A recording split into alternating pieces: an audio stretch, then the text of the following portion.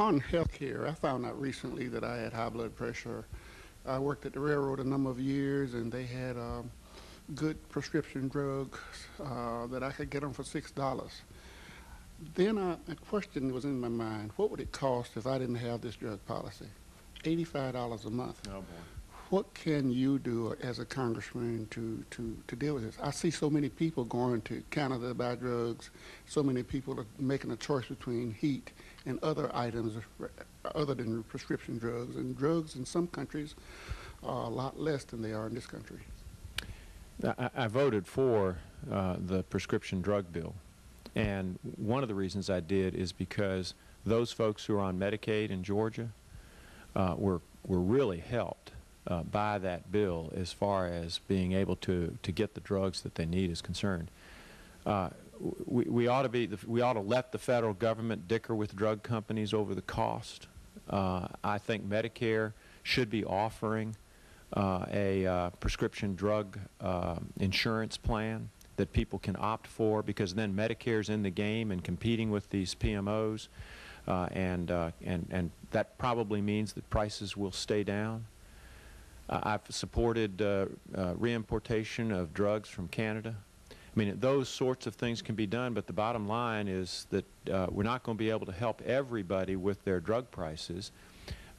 They're extraordinarily expensive these days, and we're just going to have to try and do our best. And you know, we've made some progress, not as much progress. They got some kind of policy. We have way too many people who are not insured. And then you have poor people. They get some kind of help from the government, you know, if they're real poor. But it seems like the people that are in between, they get stuck with the high prices. You're right. I agree. It's a problem. And I think as a nation, we'll deal with that problem at some point in the future. But right now, it's the gorilla in the corner, and we're not touching it because it's such a problem. We got way too many people in the United States that are uninsured.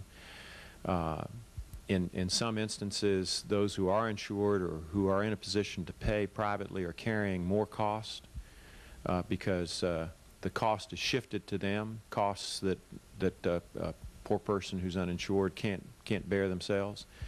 And hospitals have to keep the doors open. They have to, you know, at least run in the black. They don't have to make a huge profit, but they at least need to run in the black. They can't run in the red. And so they shift costs to people who are private pay people, whether they're insured or not. That's a real problem. We've already talked about different ways in which we can lower the prescription drug costs. And frankly, I think if Walmart can offer generic drugs at $4 a pop, that's a great step in the right direction. I don't really see why the federal government can't head in that direction as well.